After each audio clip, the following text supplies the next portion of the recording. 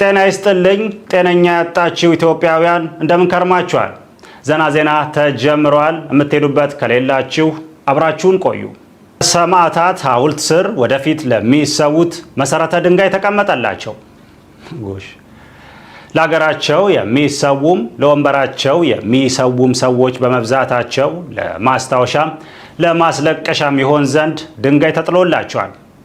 በሕይወት እያሉ ከጎናቸው የሚቆም ላጡ ኢትዮጵያውያን ሐውልት የቆመላቸው ሲሆን የሐውልቱ መተከል ባናታቸው ለሚተከሉ ሰዎች እንደ ምልክት ያገለግላል። መሃል 6 ኪሎ ለማስታወሻነት የተተከለው አደባባይ በቁመት የረዘመው ረጅም ጊዜ በሰማዕትነት እንደምንኖር ለማስታወስ ነው የተባለ ሲሆን እንደ ሕይወታችን አጭር የሆነው ድላችን 4 ኪሎ ላይ ድንጋይ ሆኖ ቆሟል። ኢትዮጵያ ውስጥ የውሾች ግድያ በመበራከቱ የውሾች ቁጥር ሲቀንስ የሌቦች ቁጥር ጨመረ።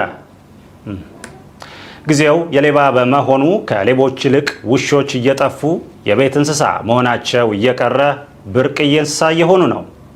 ለዓመታት ሌባ አንቀው ሲይዙ የነበሩ ውሾች አንገታቸው እየታነቀ እንዲሞቱ ተፈርዶባቸዋል። አብዛኛው ሕዝብ የውሾቹ ግድያ ሲያስከፋው በውሾቹ ሞት ደስታ የተሰማቸው የቀበሌው ጅቦች ናቸው። ከውሾች በላይ ሰዎችን በተደጋጋሚ የሚተናኮሱት እነዚህ ጅቦች ዛሬ ላይ ውሾቻችሁን ግደሉ ቢሉንም ነገ ደግሞ ጎረቤቶቻችሁን ማለታቸው የማይቀር ነው።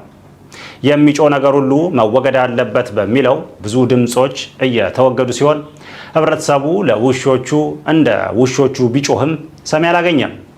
ይህም በመሆኑ ህብረተሰቡ መጮህ ብቻ ሳይሆን መንከስንም ከውሾች መማር አለበት።